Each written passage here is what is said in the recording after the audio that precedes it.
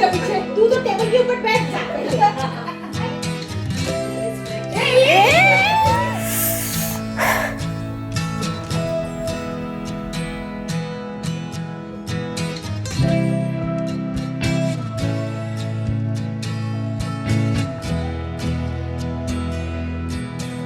Hi hello नमस्कार, मी नीता आणि पुन्हा एकदा सगळ्यांचं आजच्या नवीन व्हिडिओमध्ये खूप खूप मनापासून स्वागत करते.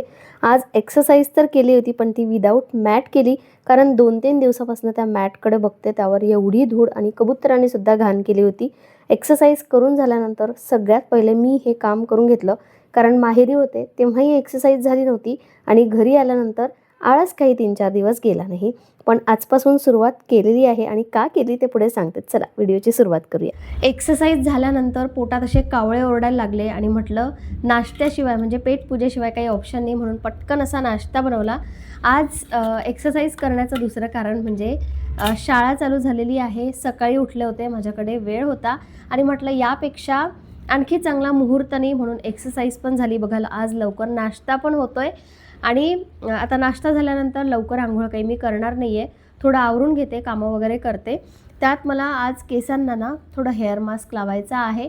असं काही प्लॅन नव्हतं पण वेळ आहे तर म्हटलं हे पण करून घेते. केस खालच्या साईडने बघा थोडे फ्रीझी दिसायला लागले.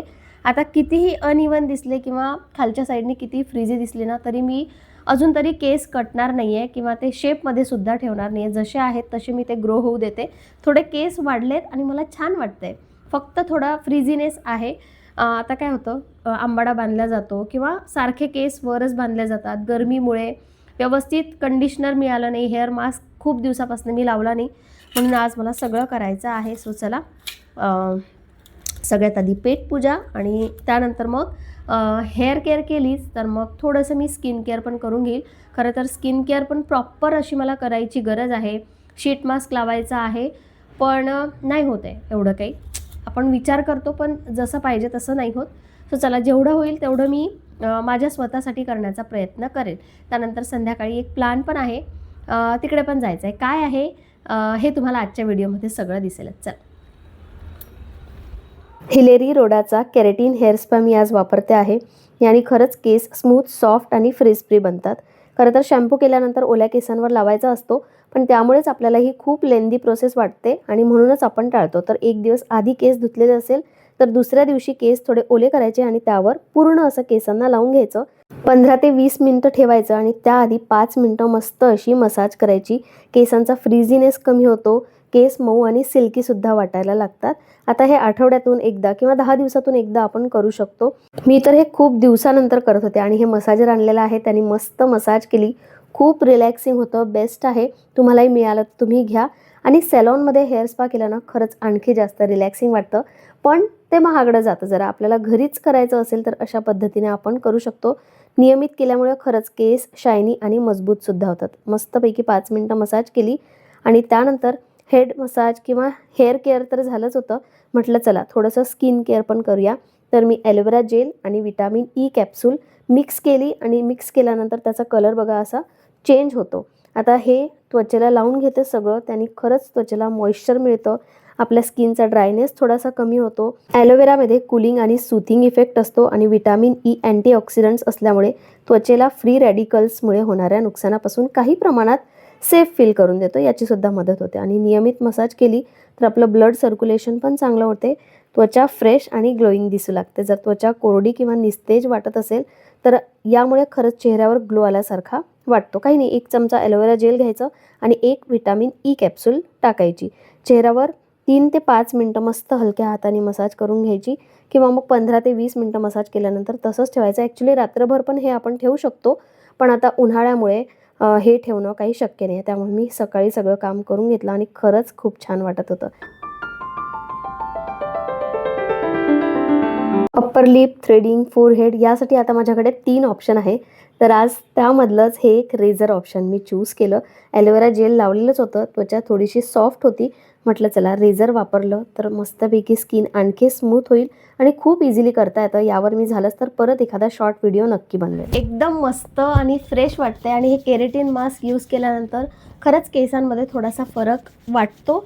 आणि महत्त्वाचं म्हणजे जेव्हा आयब्रोज करतो ना आपण तेव्हा खरंच चेहरासुद्धा थोडासा शार्प दिसायला लागतो. नाहीतर अदरवाईज काहीतरी थोडंसं असं मिसिंग काहीतरी वाटतं. पण आत्ता बघा चेहरा मस्त असा एकदम शार्प दिसतोय.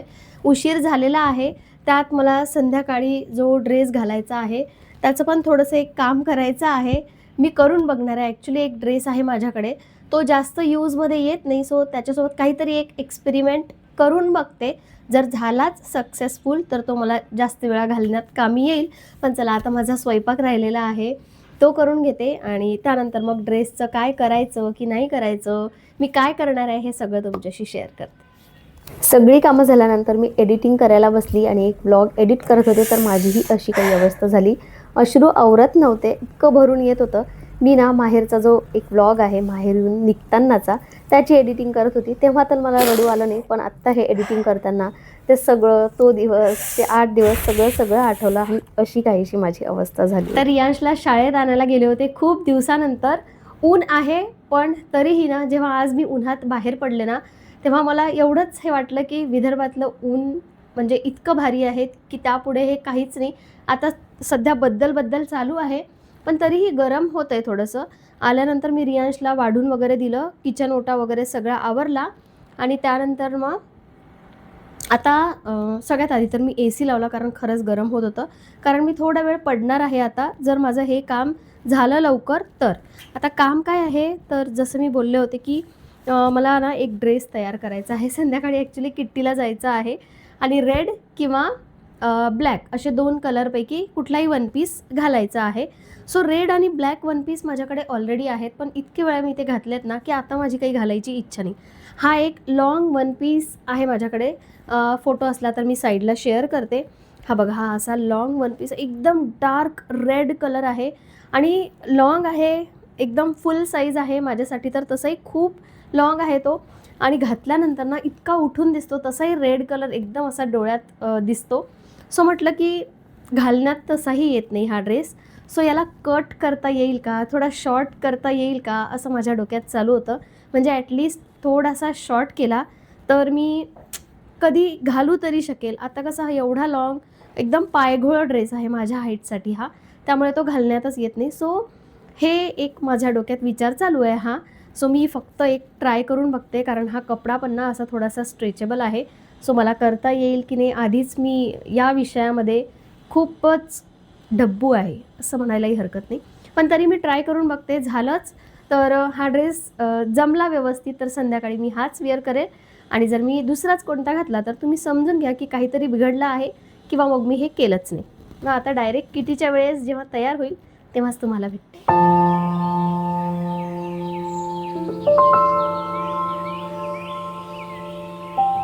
खूप दिवसानंतर असा बाल्कनीत येऊन चहा घेतला आणि मी तरी माझ्या या झाडांना, माझ्या बाल्कनीला खरंच खूप मिस केलं.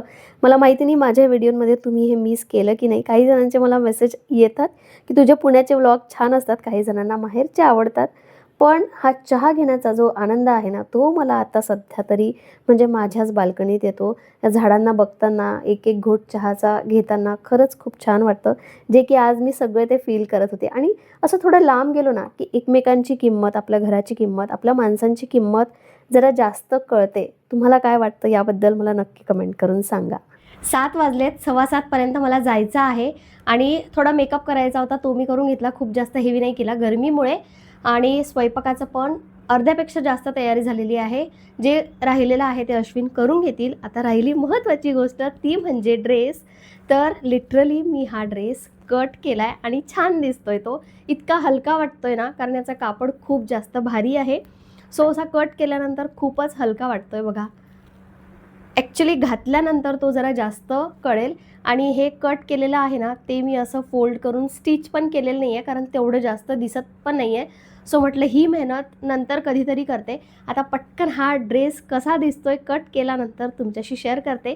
आणि आता हा कट केलेला ड्रेस तर घालणारच आहे, पण फुल ड्रेसचा फोटो पण मी साईडला शेअर करते. कोणता चांगला दिसतोय तुम्हीच मला कमेंट करून सांगा. काही जणांना कळणार पण नाही की मी हा ड्रेस कट केलेला आहे. लाँग पण छान दिसतोय, पण शॉर्टचे फायदे म्हणजे हा मी कधी पण घालू शकते. लाँग ड्रेस मला खूप जास्त हेवी वाटत होता, पायघोळ होता, त्यावर हील्स लागत होते, त्यामुळे मी तो विअरच करू शकत नव्हते. आता हा कसा थोडा स्किनी ड्रेस आहे बघा, थोडं पोट माझं दिसतंय यामध्ये, पण आत्ता मोठा म्हणजे लॉंग ड्रेसपेक्षा जरा कम्फर्टेबल आहे. एक तो डाल यार ये क्या करना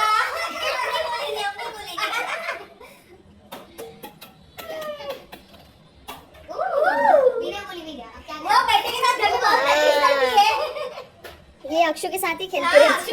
ये देख. चलो बैठो. बैठ जा.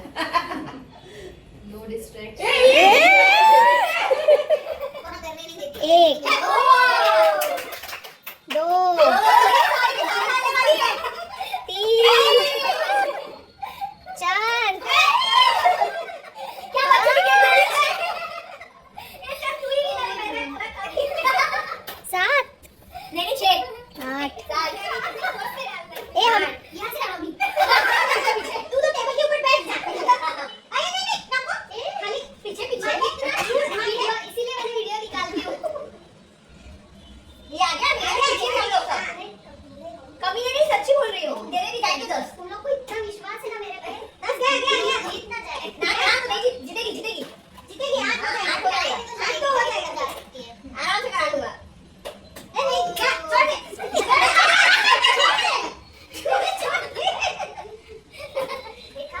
तुम लोग चाहते नहीं हो मैं जीतूं.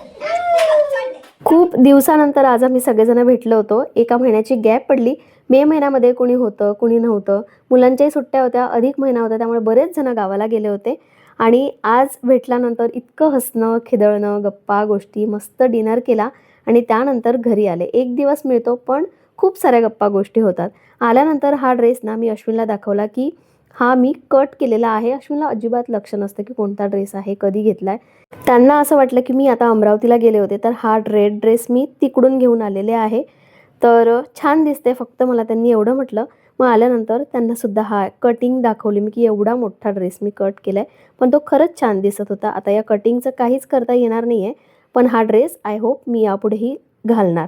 नेहमीप्रमाणे मला उशीर झालाच होता, पण किचन प्लॅटफॉर्म एकदम क्लीन होता. फक्त भांडी राहिलेली आहे आणि तेवढं जरी असलं ना की मला खूप काम हलकं झाल्यासारखं वाटतं. आता भांडी पण पूर्ण नाही, थोडी घासून घेणार आहे, कारण अश्विनचं परत चालू होतं की वॉकला जायचं आहे, चल लवकर. आता एकटे जात नाही अशातला भाग नाही आहे, पण दोघं जण गेलो की दोघांचाही वॉक होतो आणि गप्पा होतात. त्यामुळे हा वेळ आम्ही कधीच टाळत नाही.